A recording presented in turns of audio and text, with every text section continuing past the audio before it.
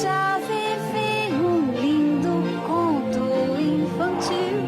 Foi quando correndo eu vi um cavalo de fogo ali, que tocou meu coração.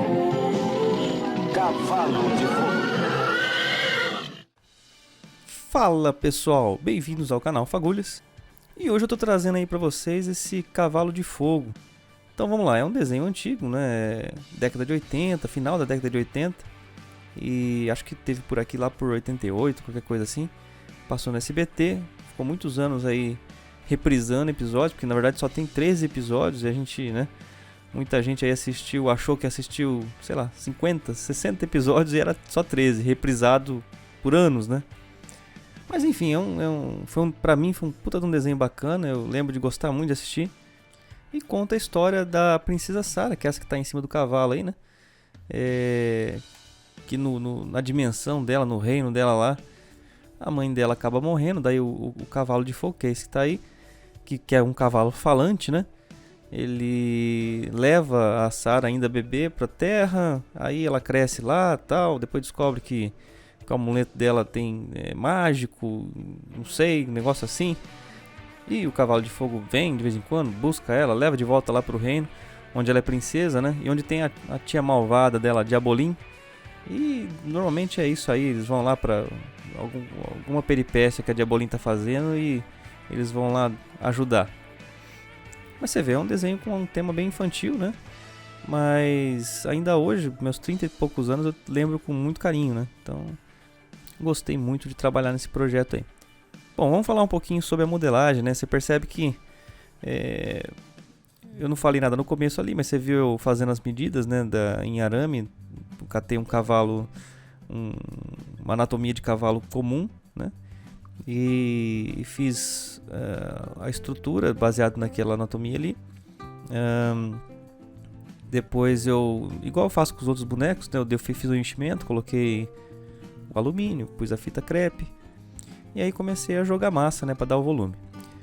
Então nesse estágio que eu tô aí agora, eu tô tirando o volume que eu pus de massa, né, já dando as formas mais corretas, né, mais bem acabadas, né. Então é nessa hora aí que você começa a tirar os excessos, acrescentar partes que faltou, né. Você vê muito isso em todo tipo de boneco, né, mas num boneco maior, uma escultura maior, né? E essa, no caso, é maior do que os bonecos que eu costumo fazer. Vai tendo mudanças mais drásticas daí, né? Você vai tendo que tirar mais massa de um lugar, pôr mais massa em outro lugar. Isso é muito mais perceptível num objeto grande assim. Eu tenho o hábito de fazer, você vê, com o dragão do Riei, com esse cavalo, né? Com o panda. Eu tenho o hábito de fazer a cabeça, né? Que é uma parte muito importante, mas de uma forma bem rápida, né? Você reparou aí um pouco para trás no vídeo, eu pus uma cabeça ali para ter, mas depois eu acabo cortando ela, né? Desfazendo boa parte dela para refazer certo, né? Por que eu coloco ela ali então se eu vou desfazer, né? Para mim é meio que um lance psicológico, um lance motivacional. Eu ponho a cabeça ali mais ou menos, né? Como ela deveria ser, bem jogado, né? Mas aquilo lá já me desperta uma vontade a mais de mexer, de terminar, de ver que a coisa tá andando legal, né? Ou seja, se eu não fizesse isso, se eu não completasse as partes ainda que de forma errada, né? Te ficasse em branco ali, dá uma desanimada, né? Eu olho para aquilo lá e falo, puta, tem muita coisa para fazer, né? E quando, no caso, eu faço, eu olho e falo, puxa, olha, tá legal, tá na posição e tal. É só voltar ali e corrigir, né? Então é realmente um lance psicológico. Eu acho que na verdade mesmo isso até atrapalha, né? Você ter que refazer o serviço, né? Você poderia fazer uma vez só e fazer bem feito, né? Mas enfim, é a maneira é o hábito que eu acabei criando, né? Pra me manter sempre motivado na peça, né? Outra coisa que você viu fazendo aí agora, e eu tive que refazer completamente, foi esse rabo, né? Eu fiquei meio dividido como fazer. Você viu que o jeito que eu fiz o cabelo foi mais ou menos parecido, né? Eu simplesmente joguei a massa e fui fazendo riscos, né? Trazendo mais ou menos o formato. E assim fiz na cauda também. Mas foi só para deixar ali da maneira que eu expliquei agora há pouco, né? Eu já pretendia refazer esse rabo de qualquer jeito. Mas o estranho foi o jeito que eu pensei de refazer, né? O jeito que eu acabei fazendo não era inicialmente o jeito que eu teria escolhido para fazer, não. Eu tomei essa decisão no meio do projeto e resolvi que ia fazer o rabo em tiras, né? Você vai ver mais para frente no vídeo. Nesse momento aí eu estou trabalhando um pouco na musculatura, né? Você vê que eu inseri bastante músculos aí nas patas traseiras, nas patas dianteiras, no peito dele que tem bastante volume, né?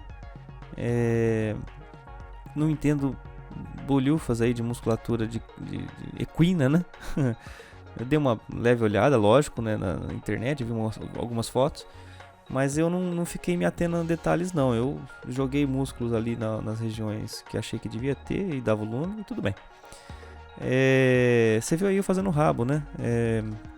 Nas tiras que eu mencionei, eu coloquei a fita crepe ali para segurar na posição e esperar que ele secasse naquela posição ali.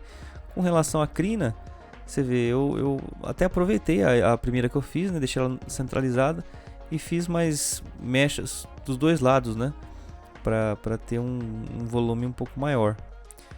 Aí eu começo a fazer a Sara, então, né? Então, um boneco padrão, menorzinho, né? Do que o comum, do que eu costumo fazer. Faço aquela estrutura bem padrãozinha, mas com um pouquinho volume de alumínio, né? Normalmente eu ponho bem mais volume, mas como ela é pequenininha e tal, então é bem pouquinho volume.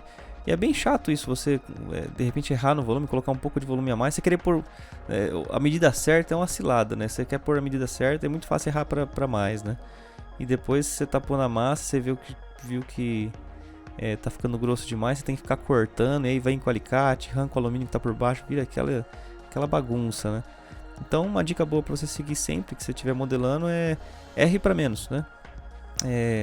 Na hora de encher, né? Faça um enchimento sempre para menos, porque você pode vir com mais volume de massa e tudo bem, né?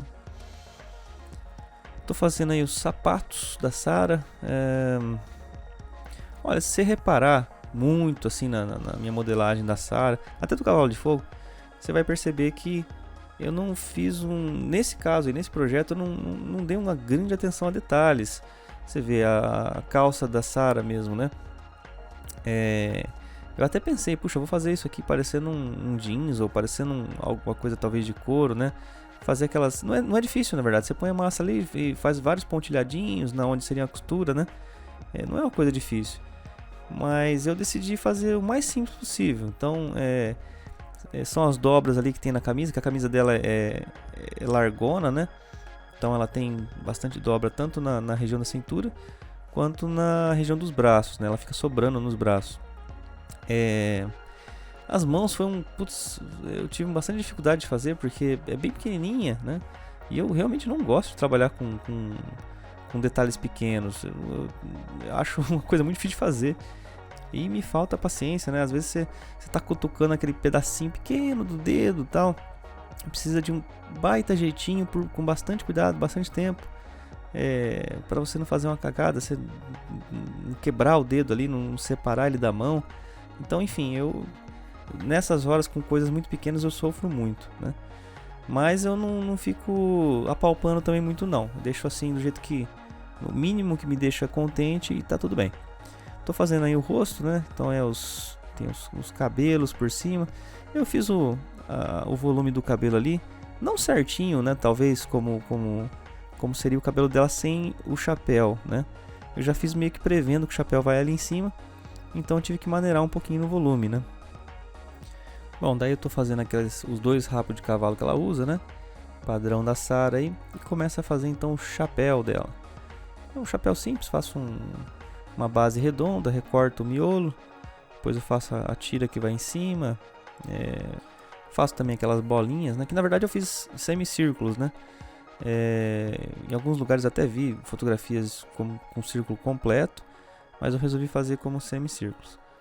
E fecho aí o chapéu, tal, faço o nariz que eu não tinha feito ainda, né, no rosto. Acabo de dar o toque final ali na camisa, no sapato. Faço o medalhão dela, que também é muito importante ter o medalhão dela. E aí eu tô fazendo a base super simples, tá? Você tá vendo aí, eu deixei na íntegra praticamente. Toda de isopor, né, a estrutura dela. Então não tem arames, não tem nada. Os únicos arames que tem são das próprias patas do cavalo, né? Então eu fui adicionando pedaços de isopor aí, nesse formato que você está vendo, para formar essa, como se fosse uma rampa, né?